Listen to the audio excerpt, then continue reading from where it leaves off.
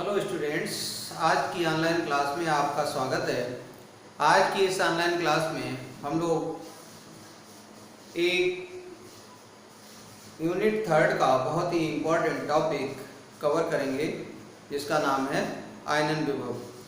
English में कहते हैं इसे आयनाइजेशन पोटेंशियल। तो आयनन विभव क्या है? गैसीय अवस्था में किसी तत्व के किसी विलगित परमाणु के बाह्यतम कोश से एक इलेक्ट्रॉन निकालने के लिए जितनी ऊर्जा की आवश्यकता होती है उसे उस तत्व का आयनन विभव कहते हैं। यदि किसी परमाणु के बाह्यतम कोश से प्रथम इलेक्ट्रॉन निकालते हैं तो जितनी ऊर्जा की आवश्यकता होती है उसे उस परमाणु का प्रथम आयनन विभव कहते हैं। और यदि किसी परमाणु से द्वितीय इलेक्ट्रॉन निकालते हैं तो जितनी ऊर्जा की आवश्यकता होती है उसे उस परमाणु का द्वितीय आयनन विभव कहते हैं। और यदि किसी परमाणु से तृतीय इलेक्ट्रॉन निकालते हैं तो जितनी ऊर्जा की आवश्यकता होती है उसे तृतीय आयनन विभव कहते हैं। आयनन विभव को I से रिप्रेजेंट करते हैं। तो माना कोई तत्व का परमाणु A है, माना कोई तत्व A है जिसका परमाणु 1 है। अब इस परमाणु को ऊर्जा दी गई और ऊर्जा दी गई जिसके कारण A प्लस बना और एक इलेक्ट्रॉन निकल गया। तो ये ऊर्जा आयनन विभव कहलाएगी। आयनन विभव। अब चूंकि पहला इलेक्ट्रॉन निकल रहा है इसलिए इसे हम प्रथम आयनन विभव कहेंगे। तो ये क्या है? प्रथम आयनन विभव हो गया। ए तत्व को हम यहाँ अलग लिख देते हैं। इसे हम अथवा में फर्स्ट आयोनाइजेशन पोटेंशियल कह देंगे। तो फर्स्ट आयनाइजेशन पोटेंशियल ये इंग्लिश में लिख सकते हैं। और इसे I1 से रिप्रेजेंट करते हैं। इसी तरह से अगर कोई द्वितीय इलेक्ट्रॉन निकालना है इससे तो द्वितीय इलेक्ट्रॉन इसके आयन से निकलेगा। A प्लस से एक इलेक्ट्रॉन निकाल दिया मान लीजिए तो A2 प्लस बन जाएगा, 2 इलेक्ट्रॉन। अब यहाँ पर ऊर्जा जो होगी वो द्वितीय आयनन विभव कहलाएगी। द्वितीय आयनन विभव या फिर इसे हम कहेंगे सेकेंड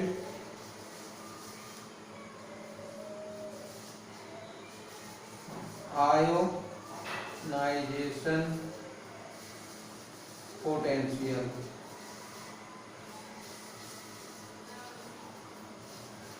इसे I1 से रिप्रेजेंट और I2 से रिप्रेजेंट करेंगे, I2 से प्रदर्शित करेंगे।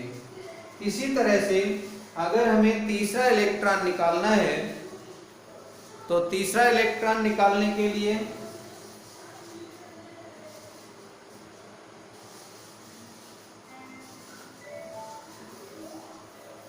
A2 प्लस लेना पड़ेगा।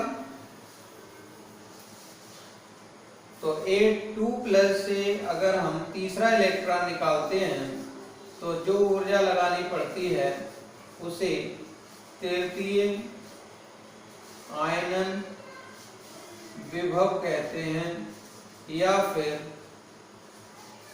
टर्शियरी आयोनाइजेशन पोटेंशियल कहते हैं। और अथवा हम इसे I3 से रिप्रेजेंट करते हैं और ये जो है A3 प्लस में बदल जाएगा। यहाँ पर एक इलेक्ट्रॉन निकला था तो 1 इलेक्ट्रॉन निकालेंगे, यहाँ पे भी 1 इलेक्ट्रॉन निकालेंगे। तो एक इलेक्ट्रॉन निकालने से एक प्लस चार्ज बढ़ेगा, यहाँ पे एक प्लस चार्ज है तो यहाँ 2 प्लस हो गया तो एक इलेक्ट्रॉन निकल गया। एक इलेक्ट्रॉन निकालने पर जितनी ऊर्जा लगानी पड़ेगी उसे हम आयनन विभव कहेंगे। तो इस तरह से आयनन विभव की डेफिनेशन समझ में आ गई होगी और ये रिएक्शनें भी समझ में आ गई होंगी कि कैसे हम इलेक्ट्रॉन को निकाल करके ऊर्जा देते हैं। अब आयनन विभव को प्रभावित करने वाले कारक कौन कौन से हैं उनको समझ लेते हैं।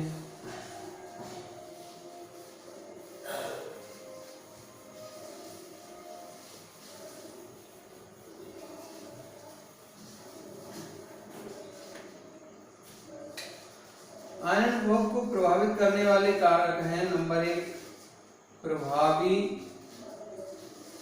नाभिकीय आवेश, दूसरा है परमाणु आकार, तीसरा है अवर्णी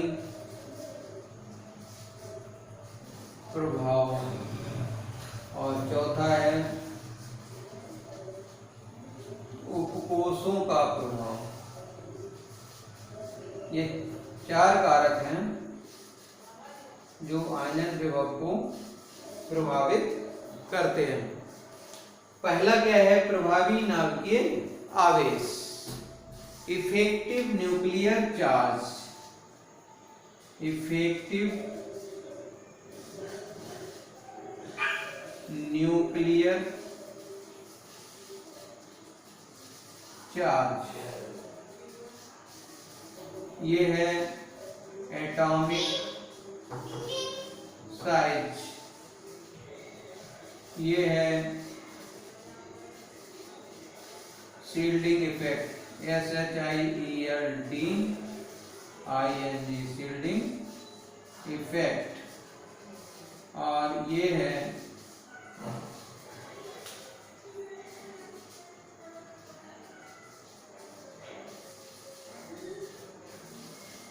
सब effect of subshell, effect of सब सेल। अब देखिए कैसे इनको हम समझेंगे।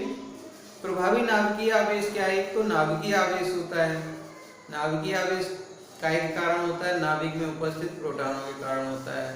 और प्रभावी नाभिकीय आवेश क्या है? प्रभावी नाभिकीय आवेश वह है जो जिसके कारण नाभिक का बाह्यतम कोश के इलेक्ट्रॉन के प्रति आकर्षण होता है। नाभिकीय आवेश बहुत हो सकता है और उस नाभिक का प्रभावी नाभिकीय आवेश कम हो सकता है, वो डिपेंड करता है अवर्णी प्रभाव पे।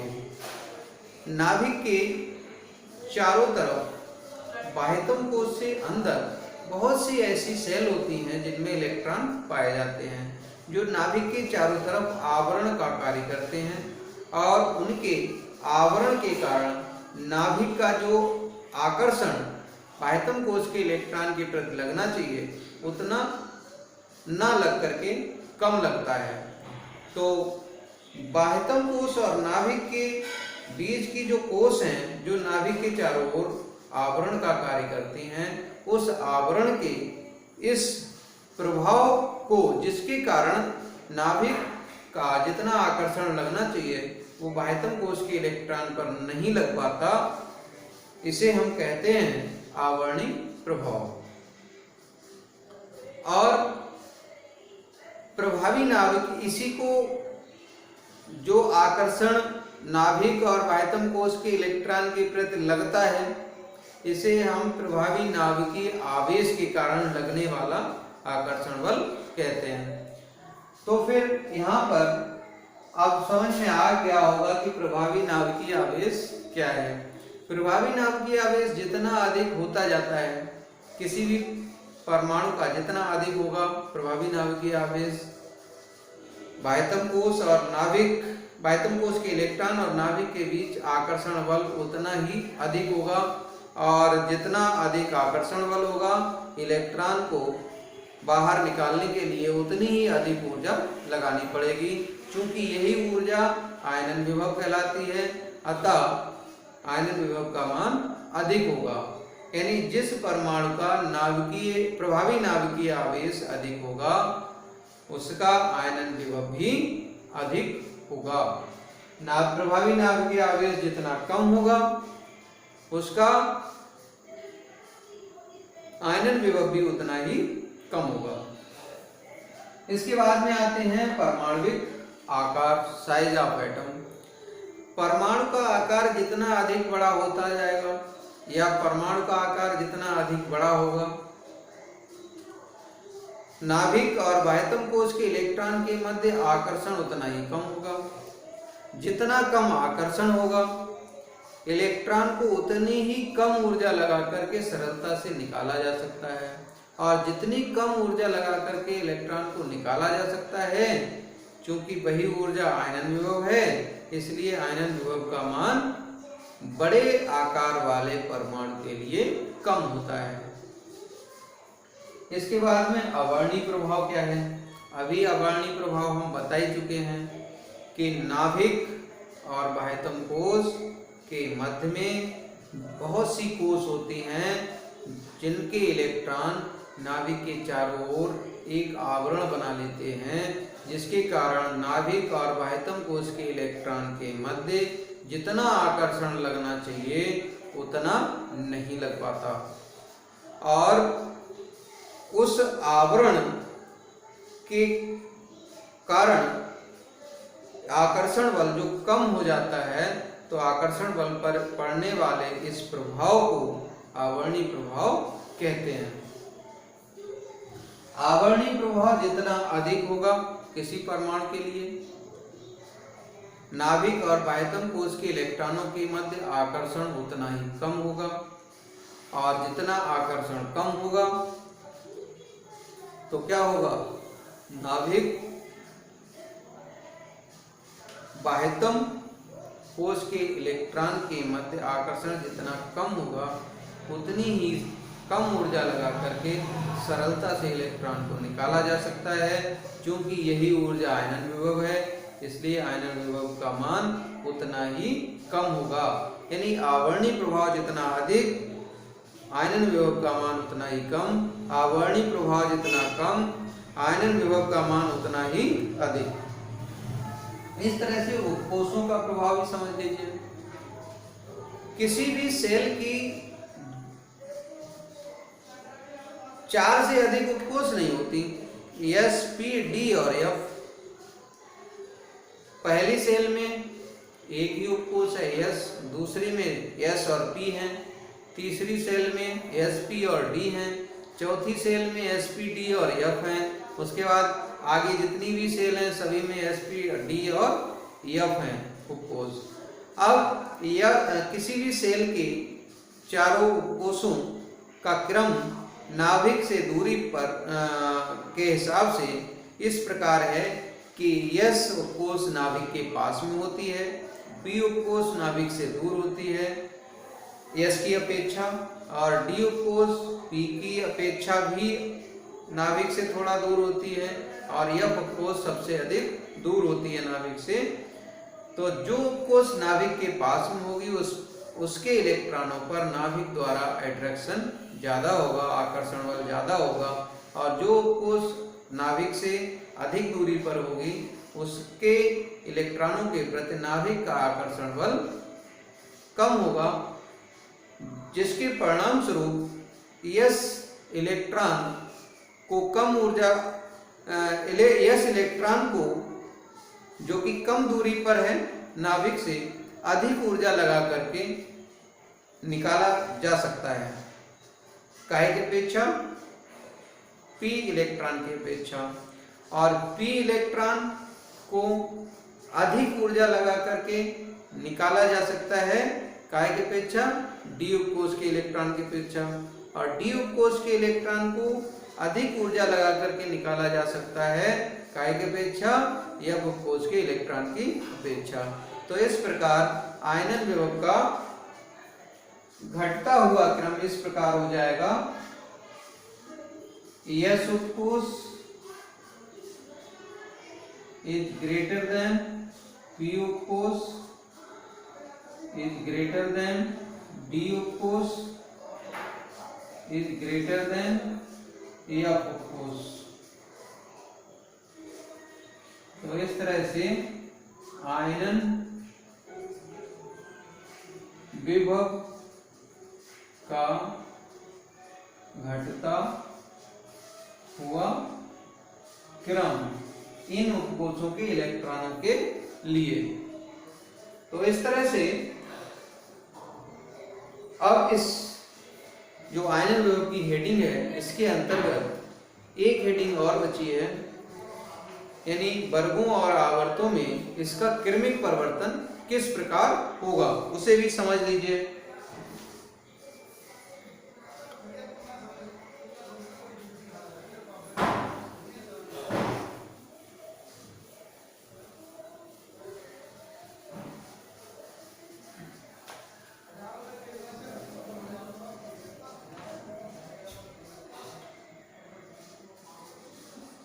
वर्गों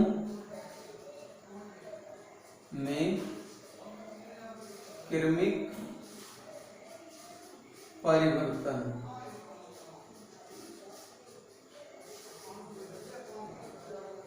आयनन विभव का, आयनन विभव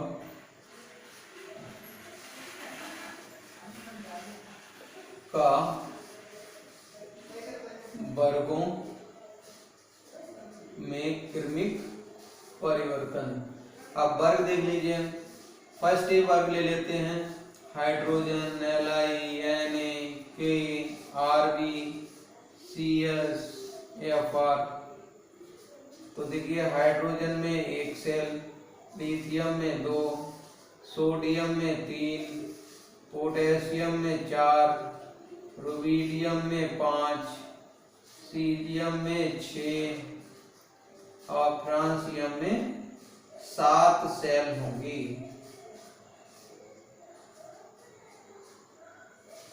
तो देखिए किसी भी वर्ग में ऊपर से नीचे जाने पर परमाणु क्रमांक वृद्धि के साथ साथ कोषों की संख्या बढ़ती जाती है, जिसके कारण परमाणु आकार बढ़ता जाता है और आवरणीय प्रभाव बढ़ने के कारण प्रभावी नाभिकीय आवेश में कोई विशेष वृद्धि नहीं होती, जिसके कारण नाभिक और बाह्यतम कोश के इलेक्ट्रॉन के मध्य आकर्षण वर्ग में ऊपर से नीचे जाने पर घटता जाता है।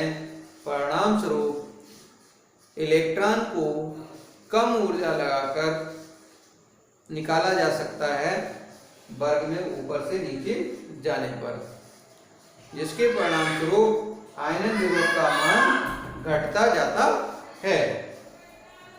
इसके बाद में आयनन विभव का आवर्तों में क्रमिक परिवर्तन किस प्रकार होगा वो समझ लीजिए।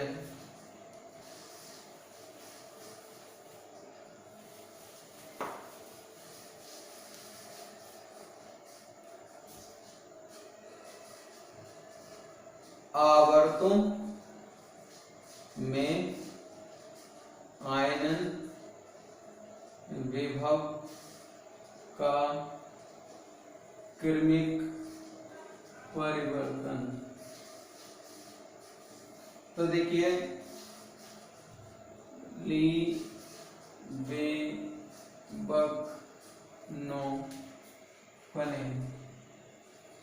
तो देखिए इन सभी में केवल 2 सेल होंगी, क्योंकि द्वितीय आवर्त के ये सब तत्व हैं, तो 2 सेल सभी में होंगी। सभी में 2 सेल होंगी। परमाणु क्रमांक 3, 4, 5, 6, 7, 8, 9 और 10 है। तो देखिए परमाणु क्रमांक बढ़ने के साथ साथ किसी भी आवर्त में बाएं से दाएं जाने पर कोषों की संख्या वही रहती है। नाभिक में प्रोटॉनों की संख्या बढ़ने से प्रभावी नाभिकीय आवेश बढ़ता जाता है, और जब प्रभावी नाभिकीय आवेश बढ़ता जाता है तो नाभिक और बाह्यतम कोष के इलेक्ट्रॉन के मध्य आकर्षण बढ़ता जाएगा। आकर्षण बढ़ते जाने से बाह्यतम कोष से इलेक्ट्रॉन निकालने के लिए अधिक ऊर्जा लगानी पड़ेगी अगर हम बाएं से दाएं जाते हैं किसी भी आवर्त में, जिसके कारण आयनन विभव का मान बढ़ता जाएगा, क्योंकि जो ऊर्जा लगानी पड़ेगी वही ऊर्जा आयनन विभव होती है। इसलिए आयनन विभव का मान बाएं से दाएं जाने पर किसी भी आवर्त में बढ़ता जाता है। तो इस तरह से आज की इस ऑनलाइन क्लास में हमने आयनन विभव क्या है, आयनन विभव को प्रभावित करने वाले कारक कौन कौन से हैं, आयनन विभव का वर्गों और आवर्तों में क्रमिक परिवर्तन किस प्रकार होता है, ये सब समझा। उम्मीद है सभी को समझ में आया होगा, और आगे की लेटेस्ट वीडियो का नोटिफिकेशन प्राप्त करने के लिए वीडियो को लाइक और शेयर करें, और साथ ही साथ सब्सक्राइब करें चैनल को और बेल आइकन को प्रेस करें। That's all.